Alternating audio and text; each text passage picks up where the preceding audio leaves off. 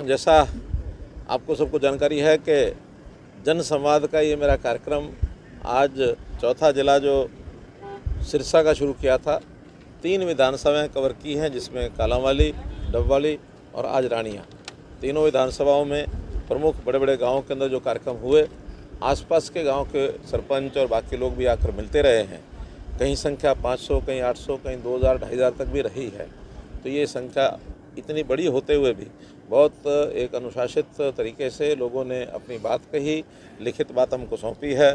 और मैं ठीक से अगर अनुमान लगा सकता हूँ तो इन 14 जो गांव जिनमें लोगों ने मुझे कुछ ना कुछ अपनी एप्लीकेशंस दी हैं, ऐसे लगभग 2,500-3 हज़ार इस प्रकार की जो एप्लीकेशन है वो रही होंगी।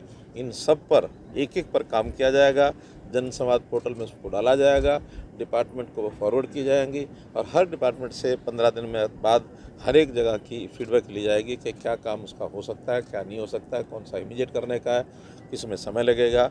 सब काम चाहे विकास के हैं, चाहे कोई स्कूल के अपग्रेडेशन के हैं, अथवा कोई नौकरी से जुड़े विषय हैं, कोई पुलिस से जुड़े विषय हैं, सब प्रकार के विषयों की फीडबैक ले करके और संबंधित जो कंप्लेनेंट है उस समय पर अवगत कराया जाएगा ताकि वो संतुष्ट हो सके। सर, आज की बड़ी शिकायतें और मांगें आपके पास आई हैं और कितनों का समाधान हो चुका है? मैंने बताया ना कि अब अनुमानी है, क्योंकि सारी तो एकदम हिसाब लगाना मुश्किल है, वो चंडीगढ़ जाके लगेगा, लेकिन 3000 के आसपास ऐसी एप्लीकेशन आई होंगी।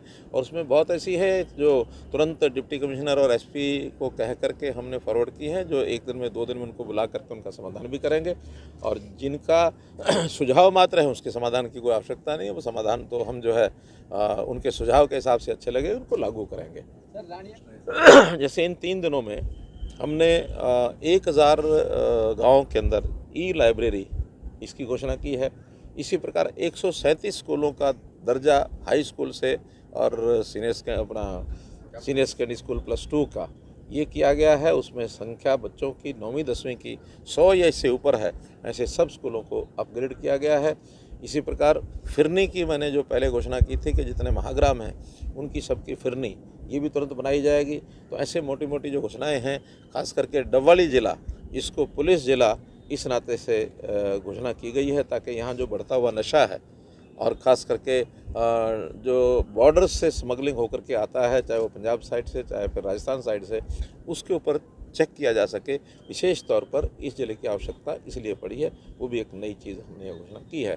कुछ बसें हैं जहाँ के रूट्स लोगों ने बताया कि कोविड के कारण से बंद थे, तो ऐसे 5 रूट्स पर नई बसें दोबारा तुरंत से चला दी गई हैं। कई जगह पर खेल का सामान बच्चों ने मांगा है वो उनको दिया गया है। तो ऐसे जो भी चीज़ें हैं उसकी तुरंत करने वाली बातें हमने की हैं। ऐसा नहीं है, हम ओपन बुलाते हैं। हाँ, इतना ज़रूर है कि कुछ लोग पहले ही चैलेंज करते हैं और वो एक विरोध की राजनीति करने वाले लोग के मुख्यमंत्री आएंगे तो हम हर स्थान पर जा करके व्यवधान डालेंगे और हम उनसे खुले में पूछेंगे, ये करेंगे वो करेंगे। मेरा कहना है कि एक लोकतंत्र है, लोकतंत्र में विपक्षी दल के लोग भी प्रश्न करें, हमारा कहना ये नहीं कि नहीं करें, लेकिन इस प्रकार की सभा में आके सभा को ख़राब करने का जो काम करना शुरू किया एक आध जगह पर, मुझे डांटना भी पड़ा। तो इस नाते से वो लोकतंत्र में उचित नहीं है। ये कल्पना करें कि कल को सभा मानो किसी और की होगी वहाँ और वहाँ कोई डिस्टर्ब करेगा तो उनको कितना बुरा लगेगा। हाँ, बातचीत करनी है, प्रश्न करने हैं तो मीडिया के माध्यम से करें। आप लोग सबसे बात करते ही हैं, हम इसका उत्तर भी देते हैं। कहीं कांग्रेस के लोग प्रश्न करते हैं तो उत्तर देंगे, किसी और पार्टी के लोग कहेंगे तो उसका उत्तर देंगे और हमारी बातों का उत्तर वो भी देते हैं।